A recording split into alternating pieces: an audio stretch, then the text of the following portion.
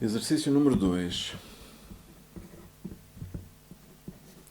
Portanto, dizem-nos que existe uma função, aqui designada pela letra F, definida em R2, o valor da função é um número real e sabemos que esta função é diferenciável em R2. Dizem-nos, em relação ao conjunto de nível,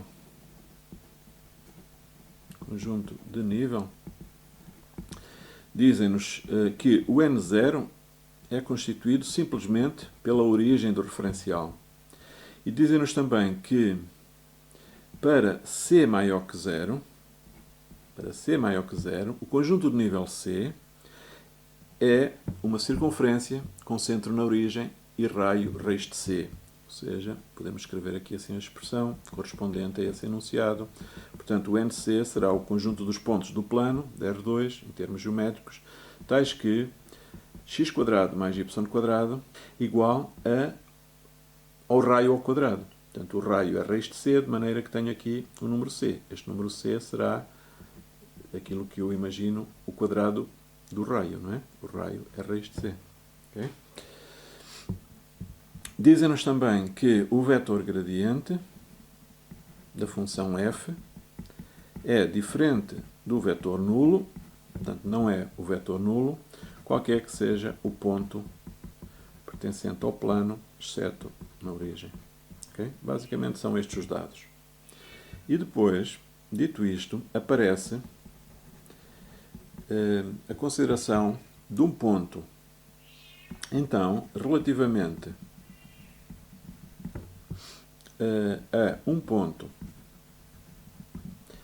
com as coordenadas x0 e y0, com o x0 um número negativo, e depois aparecem várias alíneas.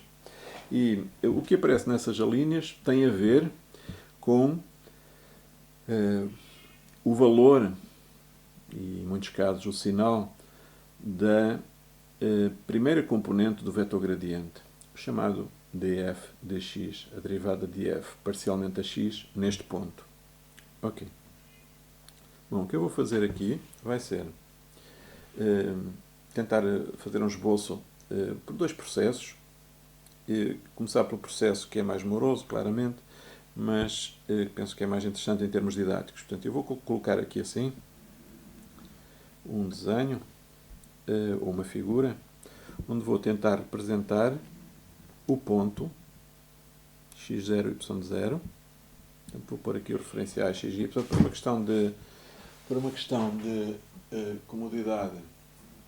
Vou considerar que este quadrante aqui, o segundo quadrante, portanto, eu vou supor, vamos dizer aqui assim, supor y0 maior que 0.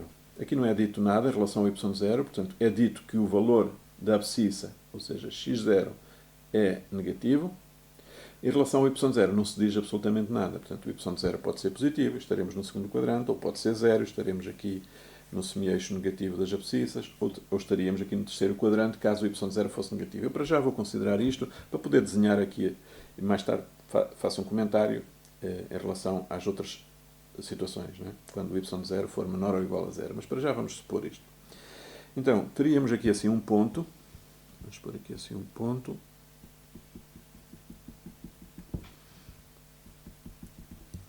com a abscissa, que é o número x0, e a ordenada, o número y0, que eu então estou a admitir para já que o y0 é um número positivo, e já sabemos, volto a dizer, que o x0 é um número negativo. Portanto, o ponto estaria algures aqui assim, okay? Qualquer ponto aqui do segundo quadrante. Pronto, e a primeira preocupação que vou ter é em relação ao conjunto de nível. Portanto, e eu posso dizer que em P, né, em P, que é o ponto então com as coordenadas x0 e y0, passa, se costuma dizer, passa a curva de nível, que de acordo com o enunciado e de acordo com aquilo que já escrevi aqui em cima, já sei muito bem que é uma circunferência, não é? Uma circunferência com centro aqui na origem, no ponto O, okay, e com um raio raiz de C, não é? Passa aqui uma circunferência com centro na origem. E, portanto, eu vou tentar Vou tentar fazer aqui assim mais ou menos um esboço de uma circunferência que contenha o ponto P e vou chamar-lhe a este, e a circunferência é completa, eu aqui só vou desenhar um arco suficiente para poder fazer aqui alguma análise e vou chamar a este conjunto de nível NC, aqui x0 e y0, vamos chamar NC0. Okay? Portanto, será o conjunto de nível NC0, que é formado pelos pontos do plano, tais que o x² mais y², né, equação da circunferência, igual a C0. E C0, obviamente, vai ser igual a x0² mais y0². Né? Okay? O C0, isto é o valor de C0. Okay? Portanto, C0 é o valor da função nestes pontos. O valor da função nestes pontos, daquela função, é C0. Okay? Em P, como se comporta o gradiente de f em P, digamos. Okay? Nós sabemos que o vetor gradiente não vai ser o vetor nulo, isso é dito no enunciado, não é? Mesmo que não quiséssemos fazer cálculos, sabíamos que não era vetor nulo, depois mais tarde podemos confirmar isso, mas para já temos essa garantia. Portanto, teremos aqui um vetor que não é nulo. Interessa-nos, sobretudo aqui, pensar na questão da direção, qual é a direção do vetor gradiente e também qual é o sentido. Okay? Então, talvez até partir isto assim, a direção de gradiente de f no ponto P. Como é que será a direção do gradiente de f no ponto P? Bom, nós aqui sabemos, há um resultado que é vosso conhecido, né? Sabemos, talvez começar por escrever isso, que em P, o gradiente do f é normal a conjunto de nível que passa nesse ponto. Neste caso será conjunto de nível C0. Né? Portanto, nós sabemos isto. Isto é um resultado bem conhecido. Portanto, sabemos que o gradiente da função f, esta função é uma função muito bem comportada, é diferenciável. Sabemos que o gradiente da função f é normal a esta circunferência. Isto é um resultado bem conhecido. E se quisermos pensar um bocadinho nisto, podemos voltar atrás ao exercício 1. Lembra-se do exercício 1? Lembrar o exercício 1, em que nós, a dada altura, tínhamos dito, olha, quando a função é diferencial, nós sabemos que a derivada direcional df du num ponto pode ser calculada fazendo o produto escalar do gradiente com o vetor u. Lembram-se disto, não é? Temos feito isto no exercício número 1. E se nós pensarmos que nestes pontos que eu estou agora aqui a pisar com a caneta, que nestes pontos, sobre esta circunferência, o valor da função é constante, se nós soubermos isto, e sabemos, de facto, sabemos que o conjunto de nível tem a forma de uma circunferência, o que é que nós percebemos de imediato? Percebemos que se o vetor u, aquele vetor u, segundo o qual estamos a calcular a derivada direcional, for tangente à circunferência, se o vetor u tiver a direção da tangente à circunferência, se o vetor u, repito, tiver a direção da tangente à circunferência, localmente, em torno deste ponto, reparem que se eu ampliasse muito esta região aqui assim, o arco da circunferência e a tangente praticamente se confundem, não é? Praticamente se confundem. Em torno deste ponto, a derivada direcional é zero. A derivada direcional é zero, certo? Porquê que eu sei que a derivada direcional é zero? Sei que a derivada direcional é zero, segundo esta direção da tangente, porque a tangente é a tangente ao conjunto de nível. No conjunto de nível. E no conjunto de nível o valor da função é constante. O valor da função é constante. Aqui, o valor da função é constante. Portanto, se a minha direção, a do vetor u, se a direção do vetor u for, não sei se isto estará apanhando na câmara, espero que esteja. Penso que sim. Se a direção do vetor u for a direção da tangente, eu estou à espera que o valor da derivada direcional seja zero. Certo? Porque estou, segundo uma direção, tangente a um conjunto de nível.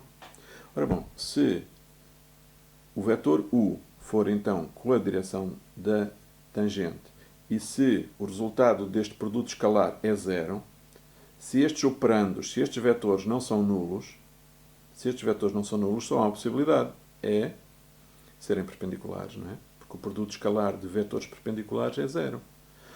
Ou seja, de facto, isto faz todo sentido, não é? De facto, isto faz todo o sentido. Ou seja, o vetor gradiente terá necessariamente a direção da caneta, correto? O vetor gradiente terá necessariamente a direção da caneta. Ou seja, isto de facto confirma-se este resultado, ou melhor, nós, com uma análise simples, conseguimos compreender este resultado. Ou seja, o gradiente de f em P tem a direção da reta que contém O e P. Desta reta, não é? Tem a direção radial, não é? Podemos chamar a direção radial. Tem a direção da... Portanto, o vetor gradiente será para ali, assim, ou para aqui. Ok? Portanto, nesta altura, digamos, eu já sei que o vetor gradiente será um vetor assim ou assim. Em termos de direção. Ainda não sei para que lado, mas já sei que terá esta direção. E, portanto, falta-me agora ver a questão do sentido. Sentido de gradiente de f no ponto P. Okay? Vou pôr aqui assim um esquema mais pequeno para não estar ali a pisar muito naquela figura. Vou voltar aqui a pôr este quadrante, aqui assim, o segundo quadrante. E vou considerar aqui, segundo uma direção radial, por exemplo, dois pontos. Um ponto P1 e um ponto mais afastado da origem, P2. Isto só para pôr aqui dois conjuntos de nível. Portanto, tenho aqui um conjunto de nível, que é uma circunferência com centro na origem e que passa em P1, e tenho um conjunto de nível, que é o conjunto de nível, que será esta outra circunferência, com um raio maior, porque o P2 está mais afastado que o P1 da origem. Não é? E estes níveis serão os níveis C1 e C2. Já agora mantemos as letras. Portanto, este será a curva MC1, esta, e esta será a curva MC2. Portanto, isto só para dizer o quê? Só para dizer que se a distância do P2 à origem for maior que a distância do P1 à origem, então o C2 é maior que o C1. Eu não tenho dúvidas sobre isto. Porquê? Porque eu sei que os conjuntos de nível funcionam desta maneira. Os conjuntos de nível funcionam desta maneira. Aquela constante C será o x0, até escrevi aqui há bocado, será a soma de x0 ao quadrado mais y0 ao quadrado.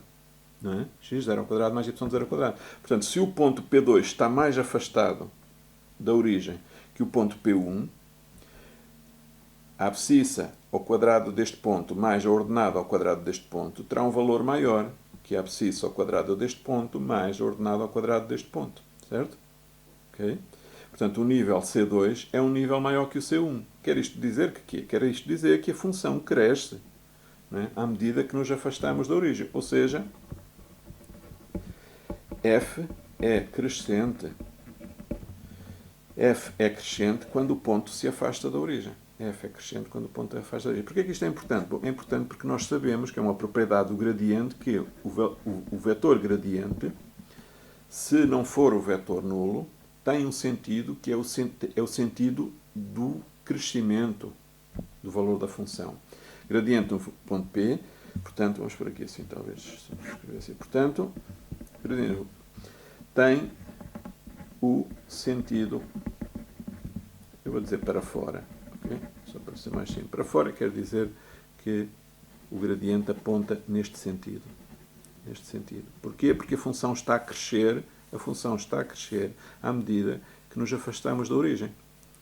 E, portanto, nesta altura, eu já eliminava esta possibilidade. Ou seja, o que é que eu sei, então? O que eu sei é que o vetor gradiente, neste ponto, há de ter este comportamento. Ou seja, tem a direção radial, pelas razões que vimos aqui assim, e tem um sentido que é para fora. Pronto, porquê é que isto é importante? É importante porque nós agora, neste exercício que temos, sobretudo, questões nas alíneas A, B, C e D, que nós queremos dizer que se são verdadeiras ou falsas, temos questões em relação a esta componente. Vou pôr aqui assim esta cor, esta componente. algumas alíneas diz-se que esta componente é positiva, noutras diz-se que é negativa. Okay? E nós, nesta altura, já sabemos exatamente o que é que acontece. Portanto, talvez já não tenha aqui assim muito espaço nesta folha. Vou puxar aqui assim outra folha. E, portanto, o que é que nós sabemos, então? Portanto, nesta altura, feita esta análise, o que é que nós sabemos? Sabemos que o gradiente do f no ponto P será igual a df dx no ponto P, vírgula, ou x0, como é que eles chamam isto? X0, y0, pois. Aqui está escrito x0, y0, ou seja, P é o vetor, o ponto com as coordenadas x0 e y0. Ok, eu vou escrever assim, df dy no ponto P. E em relação a esta componente, que aqui na minha análise, ou neste esquema, este que me ajudou a fazer esta análise, corresponde a esta componente aqui assim, não é? Esta componente, o que é que eu sei dizer? Bom, o que eu sei dizer é que ela tem um valor que é negativo, menor que zero, não é? Não há dúvidas sobre isto. Ou seja, a linha correta é a linha D, que diz que df dx no ponto x0, y0 é menor que zero. A linha correta. A linha correta é, aqui só apenas, não é? D. Apenas a linha D está correta, porque de facto a componente horizontal, chamemos-lhe assim, a componente horizontal do vetor gradiente tem o sentido contrário ao sentido do eixo das abscissas, ou eixo x. Portanto, este número há de ser um número menor que zero. O valor menor que zero. Okay? Faltava dizer nesta altura que lembrar que nós aqui neste estudo considerou-se que o y0 era um número positivo para poder desenhar, né? Para poder fazer aqui um desenho, etc. Eu agora deixava a consideração, enfim, só sugeria que confirmar que a conclusão é idêntica, ou seja, a linha D é a única que está correta, quando o y0 for menor ou igual a zero. Okay? E é uma coisa muito simples. Fica a sugestão. Okay? Sugestão.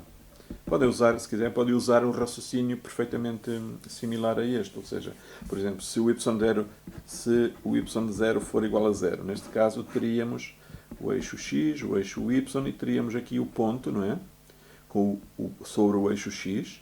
Portanto, passa aqui assim uma circunferência. Portanto, o vetor gradiente será para aqui ou para aqui. Depois a dada altura percebe-se que não pode ser para ali, só pode ser para ali, pelas mesmas razões de há bocado. E, portanto, lá está, sentido contrário ao eixo x. Se o y0 for menor que zero, é parecido, não é? Então, x, y, o ponto estaria aqui algures, não é? O ponto estaria aqui assim algures, passa ali assim uma circunferência. Já sabemos que o vetor gradiente é um vetor radial, portanto só podia ser para ali ou para ali. Depois, a dada altura, percebe-se que não pode ser para ali. E, portanto, a componente horizontal é esta, não é? Tem, uma vez mais, sentido contrário ao sentido do eixo x. E, portanto, a conclusão é a mesma, não é? Portanto, isto seria uma maneira de fazer as coisas.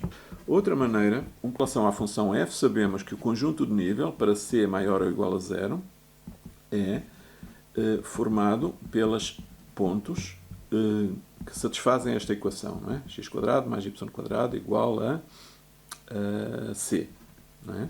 Ou seja, para c igual a zero, se colocarmos ali zero, isto tem uma única solução, em termos de vetor xy.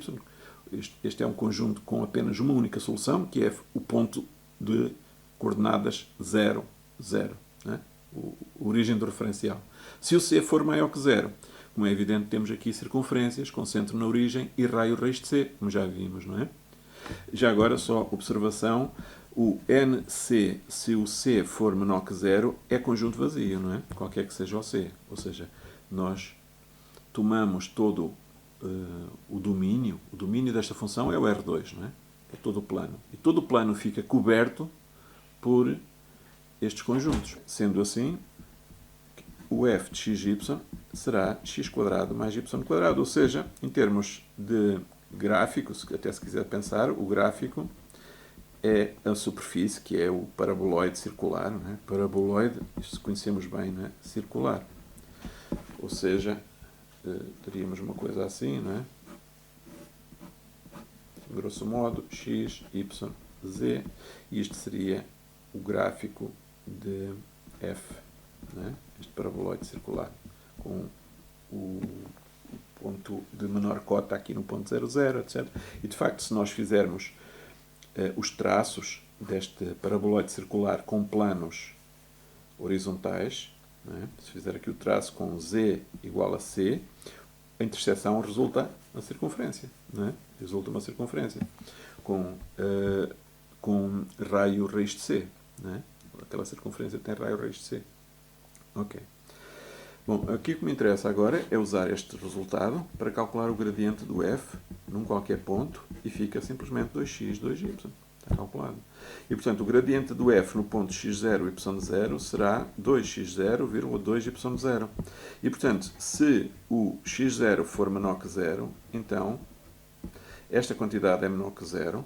Isto significa que df dx no ponto x0, y0 é menor que 0.